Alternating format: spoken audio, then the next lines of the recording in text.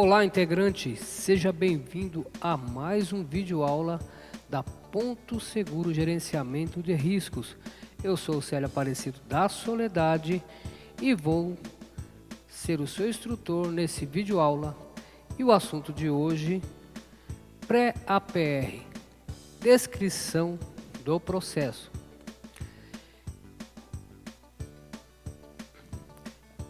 Instruções técnicas.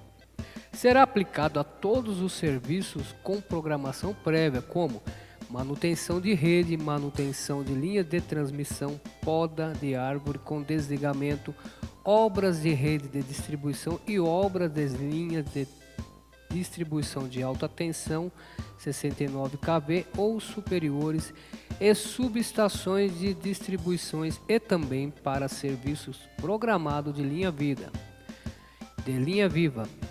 Os demais serviços que não sejam programados também deverão utilizar o formulário de análise preliminar de risco APR, preenchendo os campos correspondentes à identificação dos riscos no campo no dia.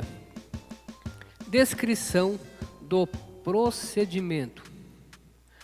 A pré-APR deverá ser realizada por um responsável técnico da parceira e ou com técnico da Enel.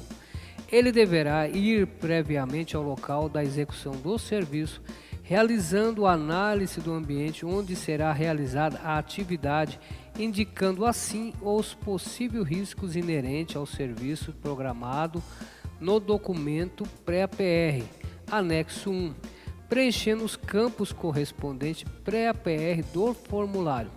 O técnico deverá percorrer todo o circuito trecho da realização do serviço, filmando ou fotografando o local de trabalho com o objetivo de identificar os pontos críticos para a realização de atividade e realizar o planejamento do mesmo, identificando os pontos de desligamento, ponto de instalação do conjunto de aterramentos, prédios que possuam gerador de energia, risco na rede, poste quebrado, cabos com emendas, outros, trânsito de veículo e de pedestre, entre outros. Deverá ser desenvolvido e inserido no documento da pré-APR, anexo 1, um croquis com os pontos de desligamentos e pontos de aterramentos para melhor planejamento das equipes e do campo para a realização das atividades. O técnico deverá avaliar todos os perigos e riscos encontrados no local de trabalho e informar as medidas de controles no documento, assim como quantidade de equipes, materiais, equipamentos, apoio do órgão, autarquia de trânsito, operadora de telefonia ou telefônicas, TV a cabo e de internet, entre outros. Ao chegar no local, a equipe deverá avaliar a pré-APR recebida, verificando se as condições indicadas se mantiveram, iguais às avaliações de perigo e risco e suas formas de controle estão corretas.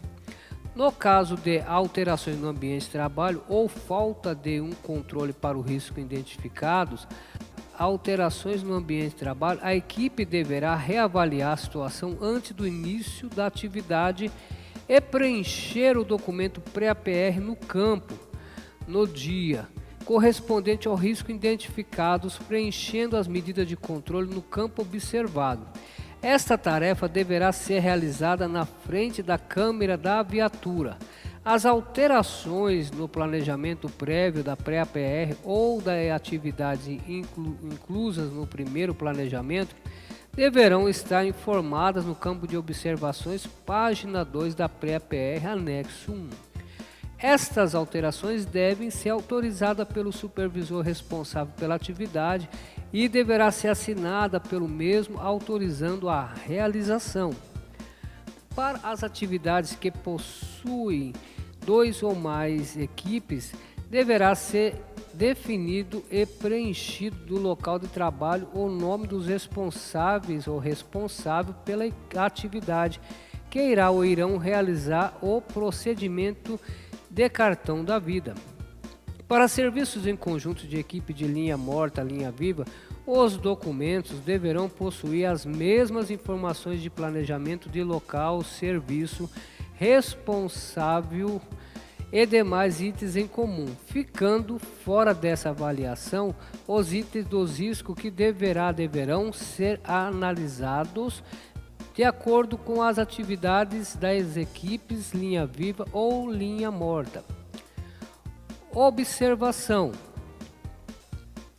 serviço distinto ou paralelo previsto na pré-APR deverão possuir ordem de serviço com croquis distinto, ou seja, cada serviço que possuir sua própria documentação. Observação 2. No caso de atividade de obras que sejam realizadas parcialmente, deverão ser realizadas pré-APR para cada etapa do serviço.